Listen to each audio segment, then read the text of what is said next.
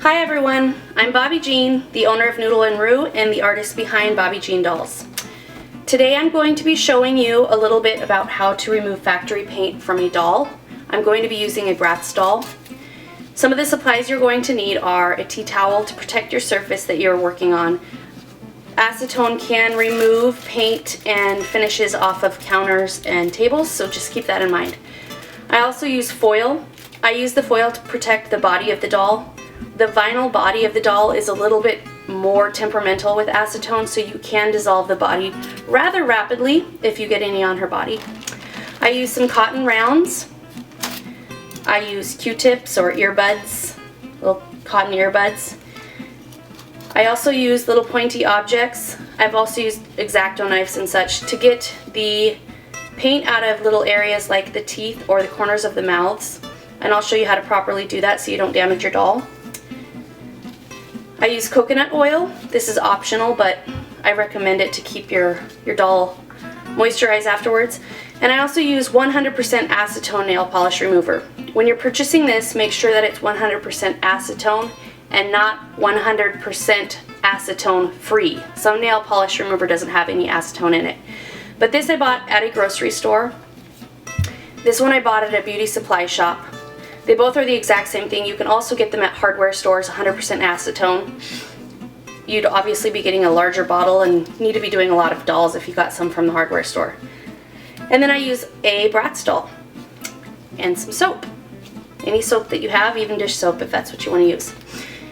I'm wearing gloves because I do a lot of dolls and I also build shoes, and sticking my fingers in all of the water and the acetone and the paint and everything that I use to restore dolls kind of gets my fingertips really sore. So I use gloves just to keep my fingers from getting sore. Also, if you have a manicure, it will get ruined with the acetone.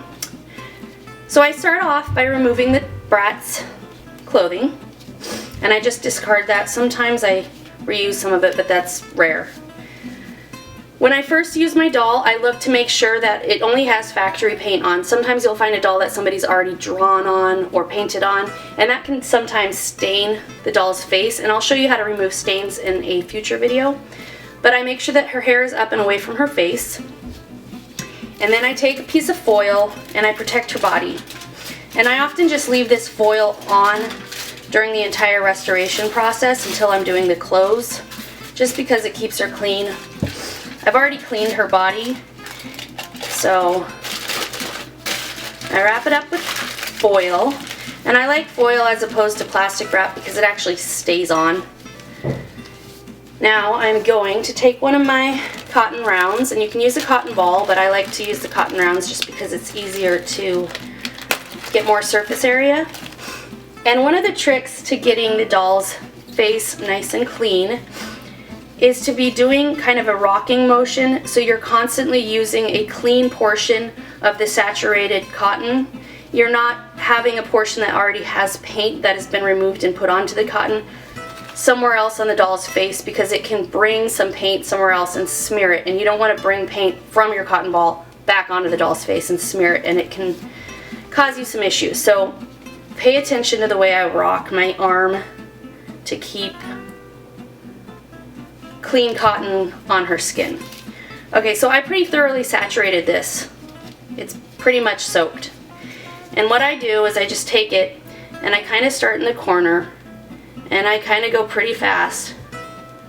And if you see, while I did that, I stroked and rocked, so it pretty much got everything. I never took any paint off and then smeared that paint along. I rocked my hand so it was getting off new paint in all of the areas. And then I just continuously make sure that I'm using a clean portion of the cotton. If you decide not to wrap the doll's body, make sure that you're not doing this when you're doing the mouth and accidentally streaking it across her chest, because she'll get damage. So now I just do the lips. And if you're really careful and you want to keep the blush on, you can try and do that, but I just remove everything. So sometimes you have a little bit of paint in the corners of the eyes, and you can see that came off really, really easy. Again, I used 100% acetone. I was not using nail polish with acetone in it. I don't want to mess around with having to deal with rubbing and rubbing and rubbing. I just go in with a cotton ball, or excuse me, a Q-tip, and I just get out the stuff in the corners. And then I get out as much out of the corners of the mouth as I can. And then I make sure to wipe it right away with a clean cotton ball that's dry. Okay, she's pretty much done. The only thing is, in the corners of her mouth and near her teeth, there's still some paint.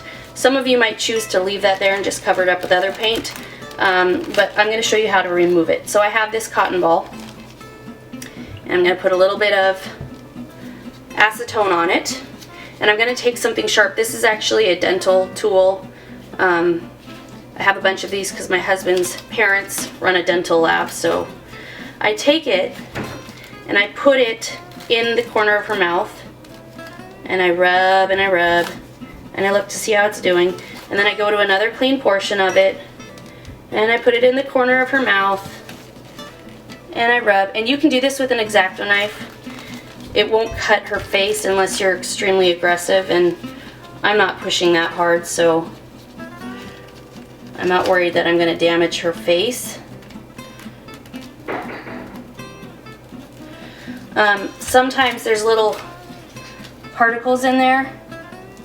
You can kind of push them out with, this is kind of like a cuticle pusher, but it actually came with a sculpting kit that I have, but it's similar to a cuticle pusher.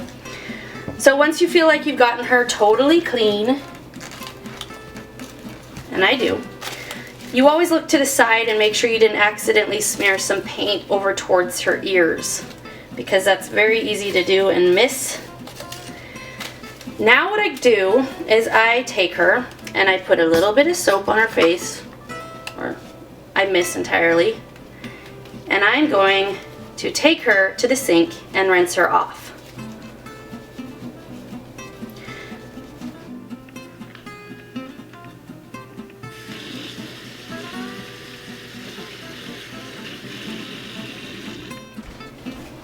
Okay, I rinsed her as quickly as I could.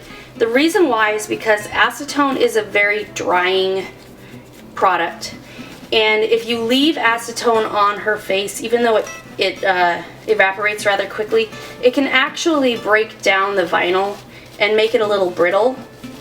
So what I do is I remove it with soap as quickly as possible, soap and warm water, and then I take coconut oil.